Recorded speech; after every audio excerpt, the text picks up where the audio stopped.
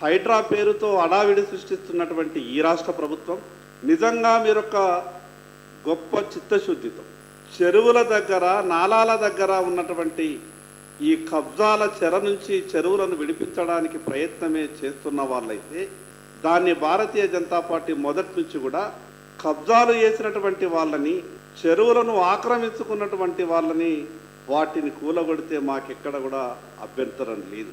కానీ ఈ రాష్ట్రంలో జరుగుతున్నటువంటి తంతు చూస్తే ఈ రాష్ట్ర ప్రజలకు అనుమానం కలుగుతూ ఉన్నది.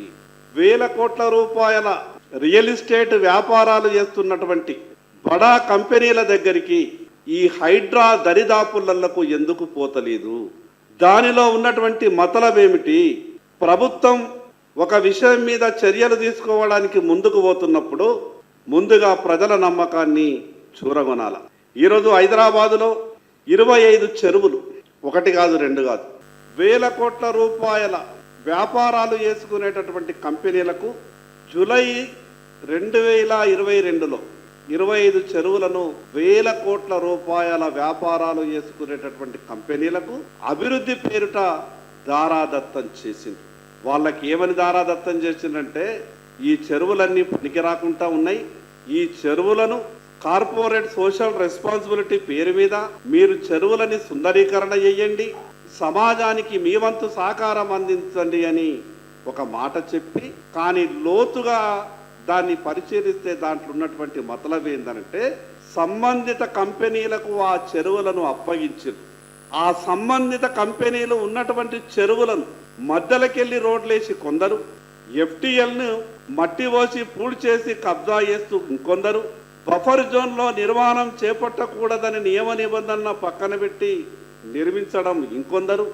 ఈ రకంగా చెరువులు కబ్జాకు గురైతే ఈ హైడ్రా ఆ పెద్ద పెద్ద కంపెనీల దగ్గరికి, బడాబాబుల దగ్గరికి, దరిదాపులకు ఎందుకు పోతలేదు?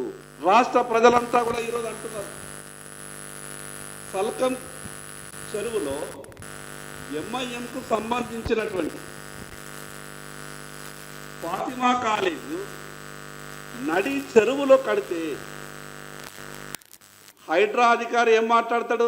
పత్రికా మిత్రులు అడిగినటువంటి సందర్భంలో మేము వాటిని పరిశీలిస్తున్నాం, వాటిని కూలగొట్టడానికి ఇది సమయం కాదు కదా అని మాట్లాడతారు. అసలు నిజంగా వాళ్లకు నోటీసులైనా ఇచ్చిండ్రా అని రాష్ట్ర ప్రజలకు ఈరోజు అనుమానం ఉన్నది. నోటీసులు ఇస్తే మీరు కనీసం చెప్పాలా, వాళ్లకు నోటీసులు మేము ఇష్యూ చేసినాం, వాళ్లకు సమయం ఇచ్చిండ్రు, లేదా వాళ్ళు ఈ పలానా తేదీ వరకు వాళ్ళే ఖాళీ చేస్తామన్నారు అనేది కనీసం సమాధానం చెప్పాలా. ఈరోజు క్లియర్గా కనిపిస్తా ఉన్నది, చెరువు మధ్యలో ఇంత పెద్ద కాలేజీని కడితే ఈ ప్రభుత్వం ఏం చేస్తున్నట్టు అంటే, ఇక్కడ ఎంఐఎం పార్టీ నడి చెరువుల కట్టిన 10 ఎకరాలని కబ్జా చేసిన వాళ్ళ దరిదాపులకు పోయేటటువంటి ధైర్యం ఈ ప్రభుత్వానికి లేదా?